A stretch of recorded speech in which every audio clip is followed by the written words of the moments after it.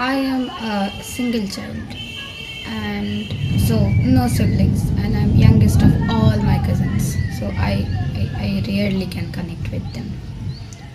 And I growing up, I didn't really had any friends. Okay, and then I get into a boarding school, and that's when I realize how lonely I am. That I have no friends. I'm spending 24/7 with my friends, but still, yeah, I talk to them, but no, none of them are like my friends.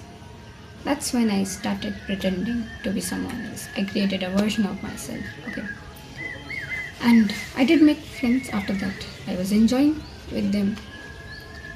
But after some times, I realized that it's not me who is enjoying, and it's not me who have friends. It's the version of me that I created.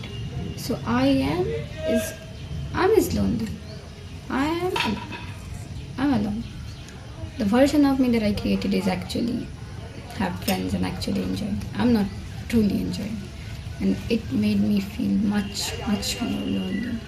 And I think there are a lot of people who do this to make friends because they are like unable to make friends, so they do this. They create a version of themselves and then try to make friends, try to connect with people. But the only harm is not that you will feel lonely. There are much more bad thing will happen to you.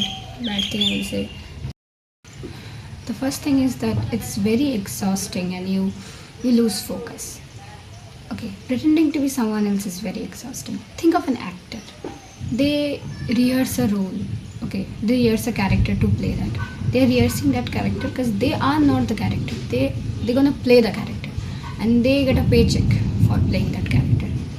Now you are doing that for like 24/7 without any paycheck or without any break. It will give you exhaustion. You will be exhausted and you will not be able to focus on your goals, your hobbies, okay, the career you want to build. You will not be able to focus. How will you focus when you are already emotionally exhausted by pretending to be someone else? The second thing is that when you perform a persona, you usually make decisions that doesn't align with your true values. You say yes to things you don't want to say yes to. You tolerate things you don't want to. And later those choices turn into regret. Regret piles up and it undermines your confidence. And as your confidence gets undermined, it pushes you from the life that you would choose if you were honest with yourself. It pushes you from the life you would have achieved if you were true to yourself. The next thing is that you will lose yourself.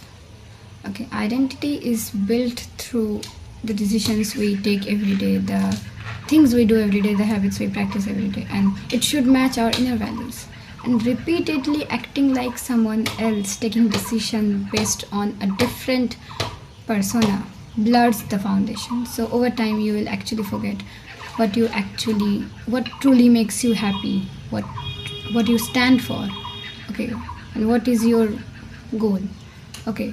And when you lose yourself, it's really hard to make good decisions and pursue goals that will satisfy you.